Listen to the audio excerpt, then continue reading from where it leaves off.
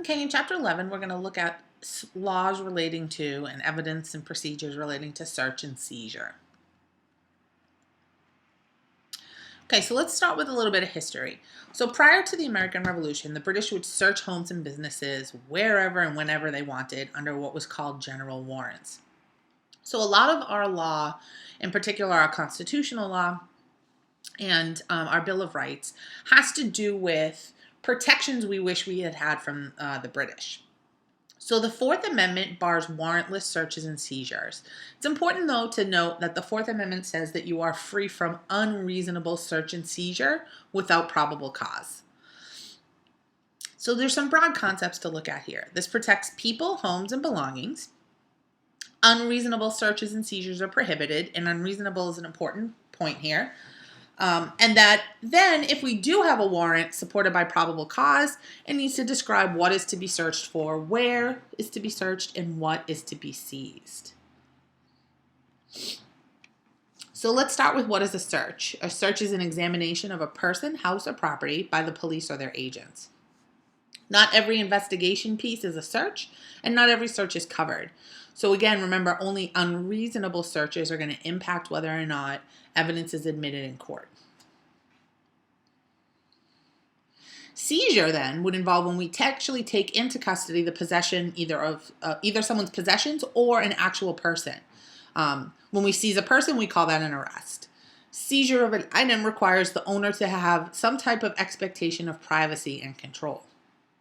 And probable cause is a term we're familiar with. This is the reasonable belief based on facts that a person committed a crime or that a location contains evidence related to a crime.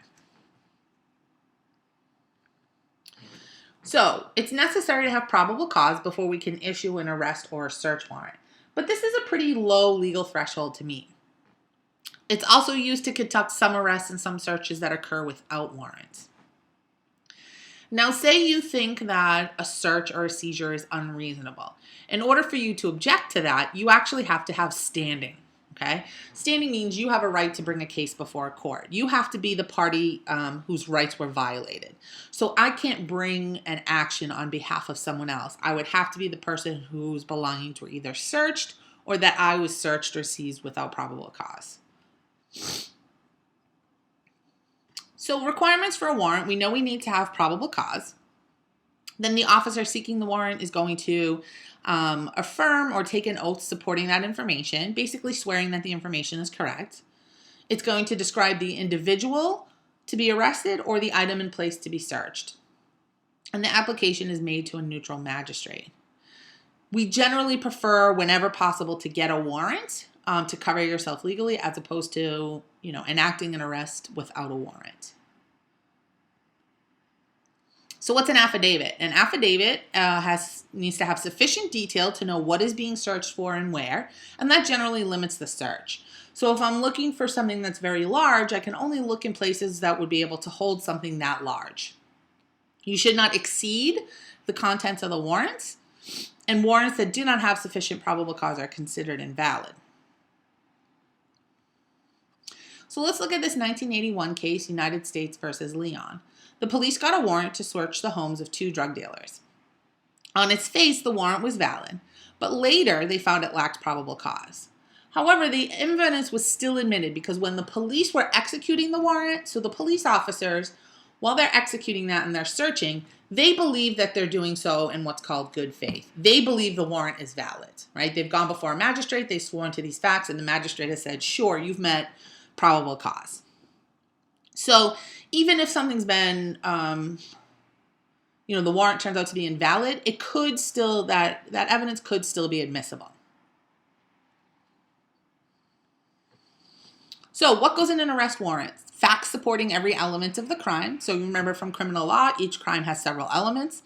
You need to have facts that support every element of it. There's a physical description of the person, their date of birth, their name, any aliases, and it might even have a DNA profile in it. So again, you're going to prepare an affidavit that shows probable cause for each element. You're going to sign that under penalty of perjury, present it to a judge or magistrate for review, and then execute the warrant. So pretty similar to, an arrest warrant is very similar to a search warrant, except you're seizing a person as opposed to seizing items.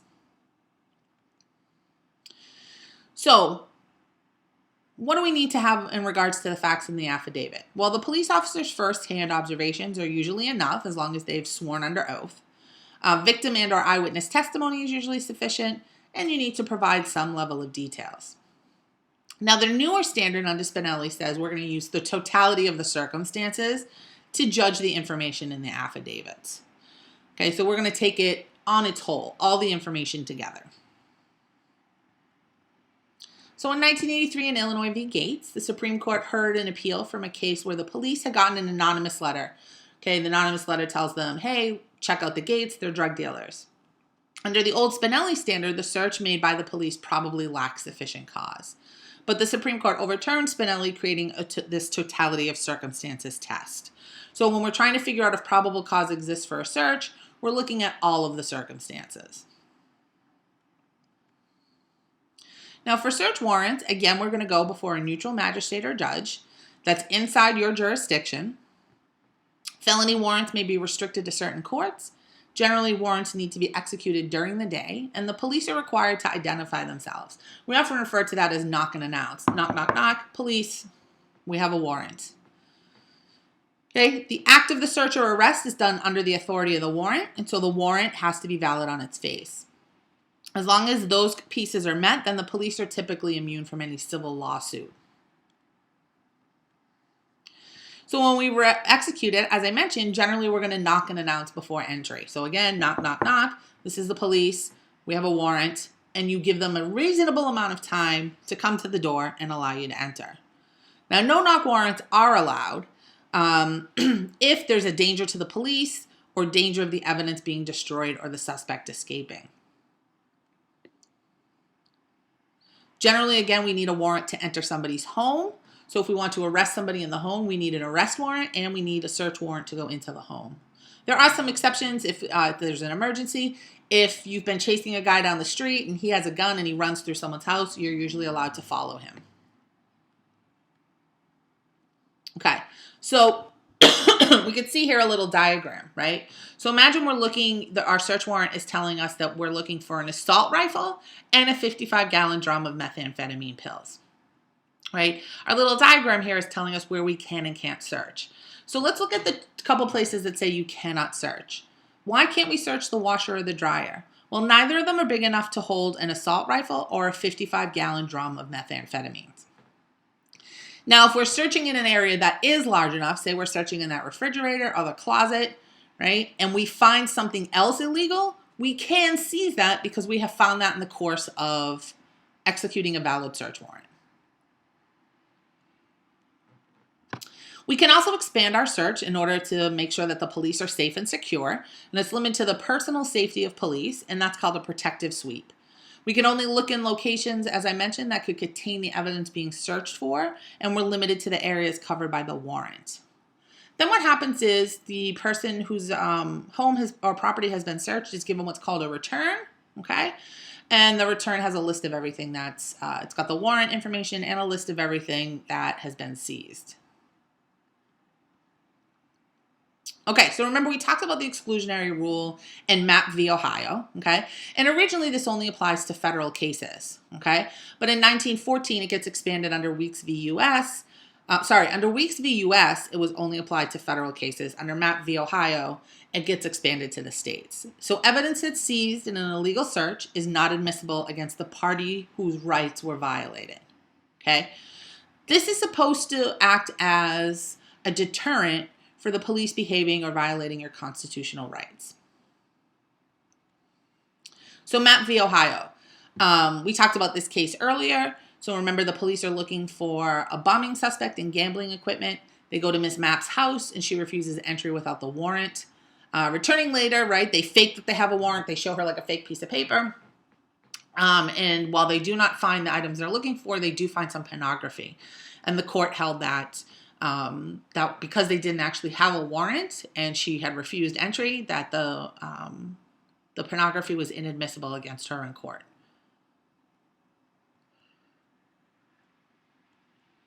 Okay, So what about evidence derived from an illegal search, right? So it turns out that, something that was seized illegally has been tossed out, but there's other evidence that comes as a result of that. Well, that's considered inadmissible as well. It's considered fruit of the poisonous tree. So imagine you discover a diary in an illegal search, and it tells you where there's illegal drugs. Those drugs would also be inadmissible. So getting a warrant after an illegal search will not allow that evidence to be admitted. In Wong Sun in 1963, this is sometimes called the Chinese laundry puzzle case because there's a lot of colorful names in it. So the police execute an illegal warrantless search of Blackie Toy's laundry. Toy implicates Yi, who then implicates Wong Sun, who is his supplier. Later, Wong Sun returns to the police and confesses. At Yi's trial, Toy's statements were excluded under fruit of the poisonous tree. However, Wong Sun's confession remains admissible because the court created an exception called attenuated taint. So what are some exceptions when we seize evidence illegally?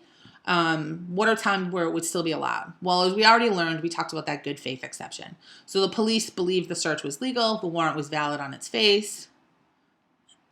Inevitable discovery. So if you can show that you would have discovered that evidence by developing a separate route to that evidence, then that would be considered legal as well, or admissible. So if you could show that you relied on some independent valid source. As I mentioned, public safety, you're chasing somebody. You know they had a gun. When you grab them, they don't have the gun anymore, and you ask them, where's the gun? Okay? Or you search for the gun. Those are public safety exceptions. If you violate the requirement of knock and announce, the subsequent search is not considered invalidated. There are some procedural exceptions. So you find out that this has, you violated Fourth Amendment rights, okay? But the admission of the evidence doesn't really change the trial. Even if you took that evidence out, the outcome would be the same. That's called a harmless error. We know that grand juries are not subject to the exclusionary rule, and we can also use evidence that's otherwise inadmissible to impeach somebody. Civil cases don't involve the state, so that evidence is legal there. Same thing with deportation. That's not a formal criminal procedure. As far as sentencing goes, there's no clear ruling from the Supreme Court. During a revocation hearing for parole, convicted parties have fewer rights, so that this illegally obtained evidence has been allowed there as well. And a search by a private party does not involve the state. So there are impermissible methods of obtaining evidence, right? So whenever we violate due process, and we often refer to this as a shock to the conscience of the court. We also cannot physically coerce suspects, and we also limit the amount of evidence obtained from the human body without consent. So, we need to draw somebody's blood, or somebody has swallowed drugs. We also have limits on the use of deadly force, which is also considered a seizure as a result of Tennessee v. Garner, which says that we cannot shoot a fleeing felon unless they're posing a danger to the public. So in 1952 in Rochin v. California, police enter Rochin's house and bedroom without a search or an arrest warrant. He swallows some capsules, and the police officers try to make him vomit them up. Later, the police pump his stomach and recover the drugs. But this was considered a violation of due process. Basically, the court said it's a shock to the conscience to go in and pump somebody's stomach to recover evidence.